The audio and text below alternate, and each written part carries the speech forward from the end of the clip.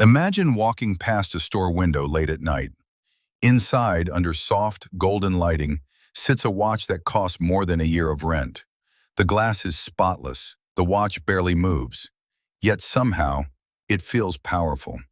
You know you shouldn't buy it, you know it's irrational. And yet, a small voice in your mind whispers, what if owning it changes everything? This is the strange psychology of luxury. Around the world, millions of people stretch their budgets, sometimes far beyond their limits, to buy things they technically cannot afford. Designer bags, luxury cars, limited edition sneakers, high-end watches. From a purely logical perspective, it makes no sense. Why would someone sacrifice financial stability for an object? But human behavior is rarely driven by logic alone. Luxury purchases are not just about objects. They are about identity, belonging, and perception.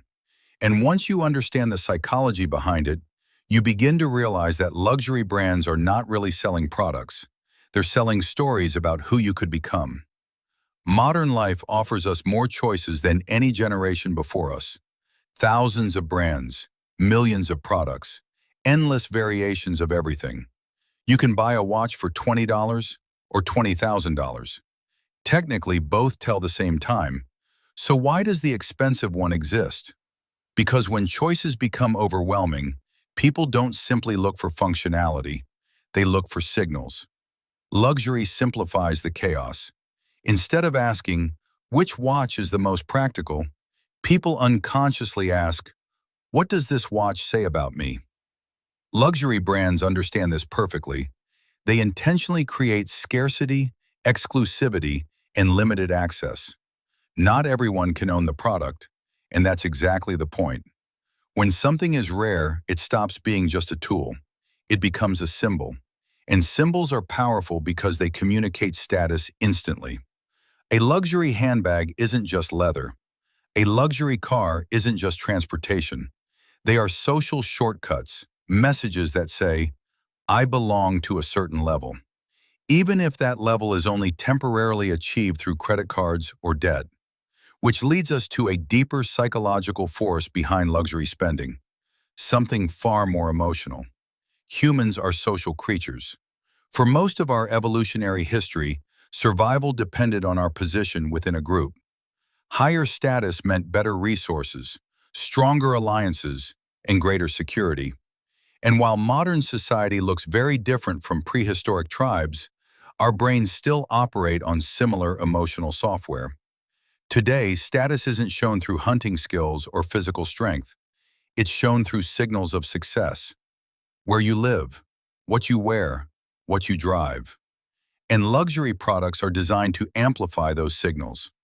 This creates something psychologists often call status anxiety, a subtle, persistent feeling that your value is being measured constantly. Social media makes this even stronger. You scroll through images of perfect lives, designer outfits, luxury vacations, expensive restaurants. Even if you intellectually know these images are curated, your brain still reacts. It starts comparing. Am I doing enough? Am I successful enough? Do I look successful enough? Luxury purchases often become a quick solution to this discomfort. Buying the expensive item feels like closing the gap. For a moment, the anxiety disappears, but only for a moment, because there's another psychological mechanism quietly working in the background. And it's one of the most powerful forces in consumer behavior. Every time you buy something exciting, your brain releases a chemical called dopamine. Dopamine is often described as the pleasure chemical, but that's not entirely accurate. It's actually the anticipation chemical.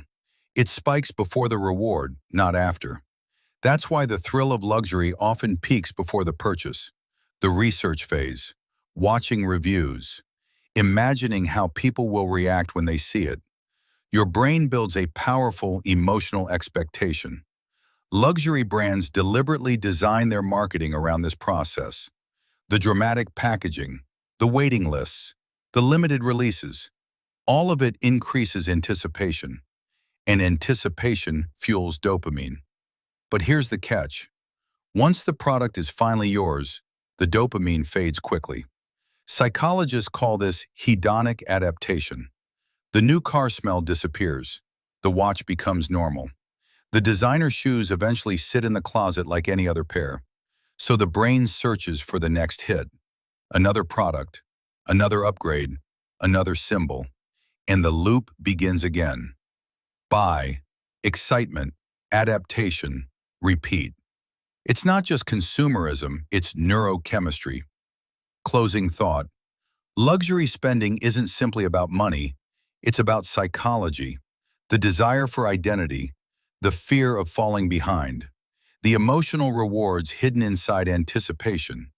And once you see the system clearly, something fascinating happens. You begin to realize that the most powerful luxury in modern life might not be the ability to buy anything you want, but the ability to not need it at all. Because true status in the end may come from something far rarer than wealth.